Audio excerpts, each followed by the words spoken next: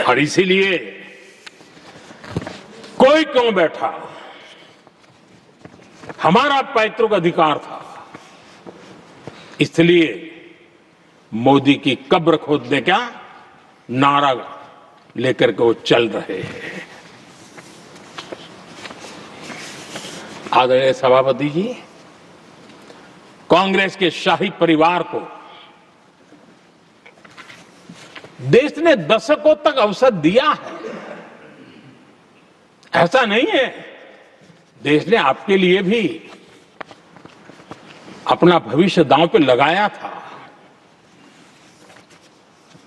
लेकिन आपने गरीबी हटाओ के नारे लगाए, गुमराह किया। लाल किले पर थे, कांग्रेस के एक भी प्रधानमंत्री के भाषण में गरीबी हटाने की बात ना आई हो, ऐसा नहीं हुआ है। लेकिन किसी भी प्रधानमंत्री ने गरीबी हटाने के लिए क्या किया, वो एक बार भी नहीं आया। वो नारे से अधिक कुछ नहीं था उनका। और मोदी ने रास्ता अपनाया गरीब को एम्पावर करने का, गरीब को सशक्त करने का। और मेरे देश के गरीबों को मैं सलाम करता हूं, उन्होंने देश की योजनाओं को समझा, स्वीकारा और अपने सामर्थ्य को बढ़ाने के लिए प्रयास किया। मैं देश के गरीबों का गौरवगान करता हूं कि हमारी नीतियों पर भरोसा करके, हमारी नीयत पे भरोसा करके उन्होंने भी अपने आप को खपाने के लिए कोई कमी नहीं रखी। और 25 करोड़ मेरे गरीब परिवार के भाइयों ने गरीबी को परास्त किया और खुद गरीबी से बाहर आए हैं। मैं उनको सलाम करता हूं। मेरे 25 करोड़ देशवासी जो निराशा में पड़े हुए थे, दूर एक आशा की किरण दिखाई दी, उठ खड़े हुए और आज हमारे साथ चल पड़े। आदरणीय सभापति जी, 2014 के पहले ये इंप्लीमेंटेशन की बातें करते थे। हमारे यहां सैकड़ों लोग रेलवे क्रॉसिंग पर मरते थे। स्कूल की बस रेलवे क्रॉसिंग से जा रही है, 20-20, 25-25 स्कूल के बच्चे मरने की खबरें आती थी।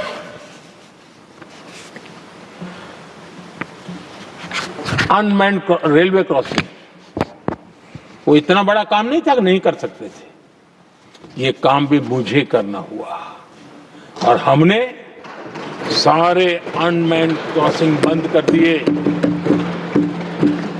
लाखों लोगों की जिंदगी बचा ली।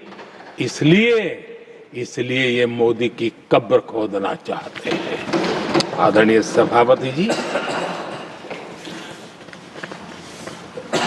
2014 से पहले इस देश में 18,000 गांव ऐसे थे जिनको बिजली का मतलब पता नहीं था। बिजली का कोई तार होता है, कोई बल्ब होता है, कोई लट्टू जलता हुआ उसमें उजाला निकलता, पता नहीं था उनको। 18,000 गांव 2014 के बाद जब आपने हमें दायित्व देशवासियों ने दिया, उन 18,000 गांव जिन्होंने कभी बिजली का मुंह तक नहीं देखा था, बिजली का शब्द भी कान पे नहीं सुना था, उन गांवों में उजाला पहुंचाया। इसलिए इनको मोदी की कब्र खोदने के सिवाय अब कोई रास्ता नहीं दिख रहा है। आदरणीय सभापति जी, वो भी एक वक्त था जब देश में बार बार खबरें आती थी, मीडिया में हेडलाइन हुआ करती थी, सरहद की स्थिति के संबंध में बयान आते थे। गोला बारूद नहीं है, बुलेट प्रूफ जैकेट नहीं है, बर्फ के बीच खड़ा है, बर्फ में खड़े रहने के लिए जो जूते चाहिए, जूते तक नहीं उसके पास। ये खबरें आती थी। हमने देश के जवानों के लिए खजाने खोल दिए। देश के जवानों को जो चाहिए वो देने की चिंता में निकल पड़े। और इसलिए वो चाहते कि अब तो कोई रास्ता बचा नहीं है, बस कब्र खुदेगी मोदी की, यही एक रास्ता उनके लिए बचा है। आदरणीय सभापति जी, एक बार उत्तर प्रदेश के वर्तमान मुख्यमंत्री जी ने सदन में भाषण करते करते वो रो पड़े थे। दिमागी बुखार के कारण बच्चे, अनगिनत बच्चे मर रहे थे। इनको कभी सूझा नहीं कि इस दिमागी बुखार से मुक्ति दिलाई जा सकती है।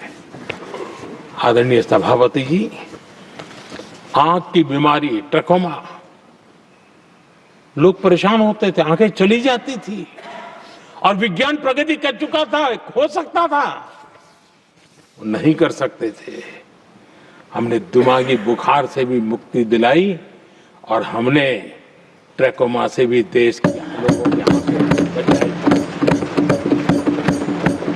यही सफलताएं हैं, यही संवेदनशीलता है, समाज के लिए जीने मरने का यही संकल्प है।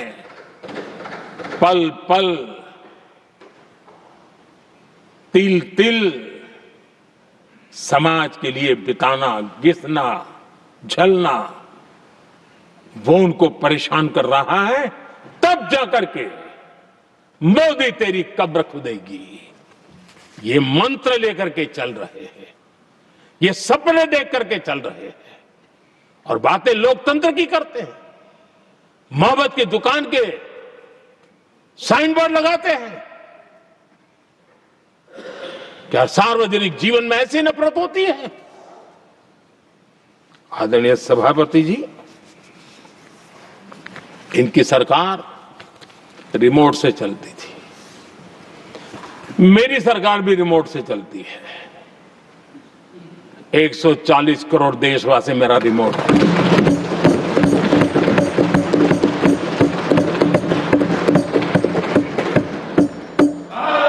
सौ 140 करोड़ देशवासियों के सपने, 140 करोड़ देशवासियों की आकांक्षाएं, देश के नौजवानों के संकल्प,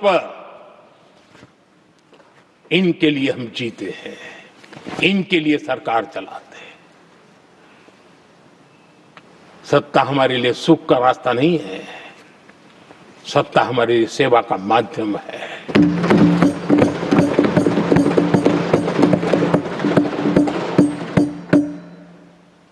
मुद्रा योजना, लाखों करोड़ों की मदद मिली, स्वरोजगार को बल दिया।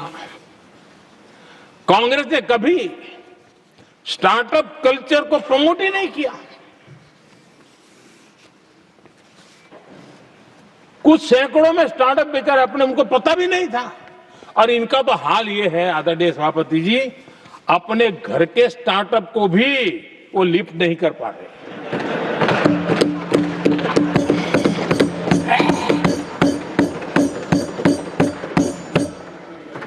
और हमारी सरकार में आज 2 लाख से ज्यादा स्टार्टअप है। और जब सफलता एक के बाद एक जन सामान्य के दिलों को जीतती है ना, तब जाकर के उनके पास एक ही रास्ता बचा है, मोदी तेरी कब्र खुदेगी।